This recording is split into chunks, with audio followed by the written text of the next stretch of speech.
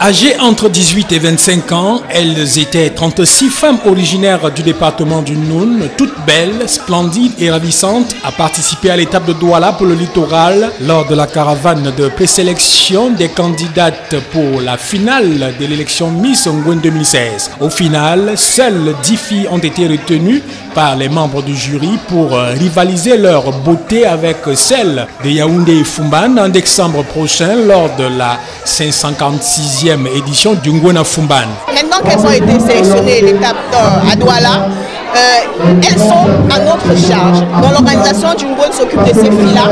Elles sont prises en charge. On va s'occuper d'elles, faire un travail de coaching afin que toutes soient au même niveau finalement à Fumban. Pour valoriser les plus belles femmes Bamoun de la région du littoral, plusieurs critères étaient mis en exergue, notamment la beauté physique, le vestimentaire, l'éloquence et la culture générale.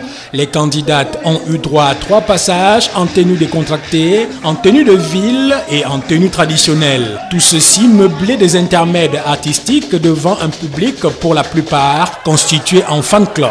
On lance avec la ville de Yaoundé pour sélectionner les autres finalistes. Et après, on ira à Fumban le 30 octobre pour la finale de la caravane. Parce qu'il faut rappeler que c'est la caravane Miss Ngwen qui est lancée aujourd'hui même ici à Douala. Et ça s'est super bien passé. On imagine que ça sera pareil à Yaoundé. Rappelons que la 546e édition du Ngwen se tiendra du 4 au 11 décembre 2016 à Fumban.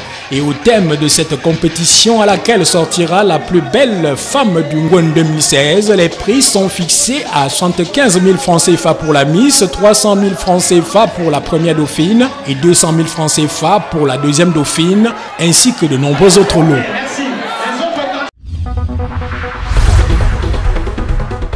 L'éducation préscolaire qui concerne les enfants âgés de 3 à 5 ans constitue une fondation sur laquelle repose toute meilleure transition vers le cycle primaire. Ce constat découle des résultats d'une étude commandée par le gouvernement camerounais en partenariat avec le Fonds des Nations Unies pour l'enfant, l'UNICEF, et dont la restitution officielle des principales conclusions s'est déroulée le 12 octobre 2016 devant la communauté éducative nationale à Yaoundé. L'enquête conduite par l'expert Louis Menga avec le soutien des cadres de l'Institut national de la statistique s'est appuyée sur un échantillon de 1200 enfants qui se recrutent dans toutes les couches de la société et sur le triangle national. Elle comporte 8 principales parties qui définissent le contexte et la justification de l'étude. Donc ceci va demander une révision des programmes, mais pas seulement des programmes, mais d'un bloc pédagogique dans lequel il y aura les programmes, la distribution des compétences visées en donnant plus d'importance aux éléments qui sont lacunaires et aussi de le décliner en activités concrètes que feront les enfants, en matériel qui sont nécessaires et en formation appropriée pour les enseignants. Le principal enjeu d'une telle démarche est de permettre au gouvernement de disposer d'un outil qui aidera à mieux définir les politiques nationales en matière d'éducation des enfants.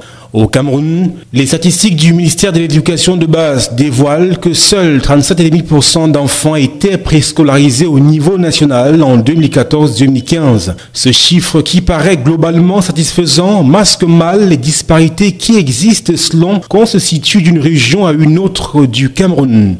Des zones rurales et urbaines, sans oublier le pouvoir d'achat des ménages. Quoi qu'il en soit, le constat des experts reste formel. Les enfants bénéficiaires de l'éducation préscolaire ont moins de difficultés au cycle primaire comparativement à ceux qui n'en bénéficient pas.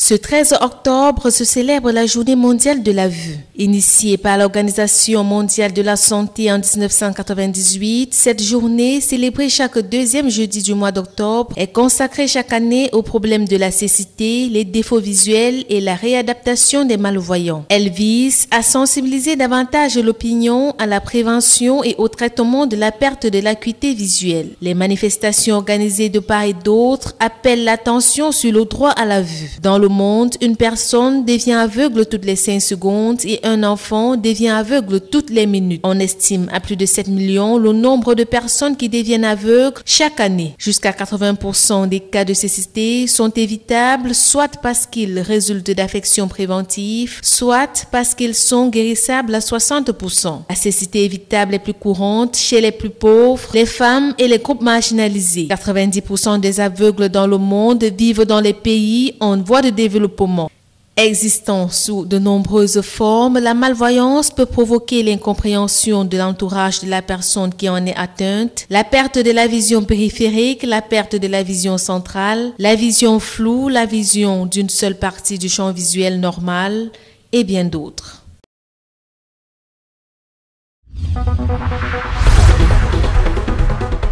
Placés sous la supervision générale du ministre camerounais des Finances, les travaux de la conférence des agences nationales d'investigation financière ANIF de la Communauté économique et monétaire de l'Afrique centrale CEMAC, articulés autour de 3 thèmes, se sont achevés le 12 octobre 2016 à Douala. S'agissant du nouveau dispositif communautaire de lutte contre le blanchiment des capitaux, le financement du terrorisme et la prolifération des armes, il a été demandé aux ANIF nationales d'appliquer d'abord les dispositions de ce règlement entré en vigueur depuis le 11 avril 2015. Face à la problématique de lutte contre le financement du terrorisme, pour ce qui est de l'expérience du Cameroun, il ressort que les difficultés auxquelles font face les ANIF nationales dans la lutte contre le blanchiment des capitaux et autres financements du terrorisme sont beaucoup plus liées à l'absence de coopération tant au niveau national qu'international. Il s'agit alors pour les ANIF nationales de mener des actions concrètes auprès de leurs différentes autorités administratives afin de faire valoir leur rôle et les contributions significatives qu'elles peuvent apporter dans la lutte contre le terrorisme.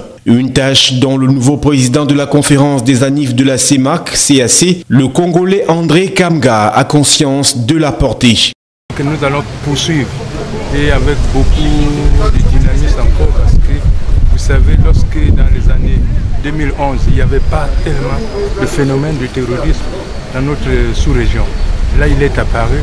Il nous faut donc mettre encore plus de moyens, être vigilants dans le traitement des opérations. C'est là maintenant que les ANIF doivent jouer un rôle central dans le renseignement financier. Et en parlant de terrorisme, justement, les infractions fiscales et le blanchiment des capitaux font partie intégrante de ce phénomène largement débattu au cours des assises de Douala. Reste à espérer que le souhait exprimé par le nouveau président du CAC soit entendu et suivi dans les faits par les différents acteurs concernés.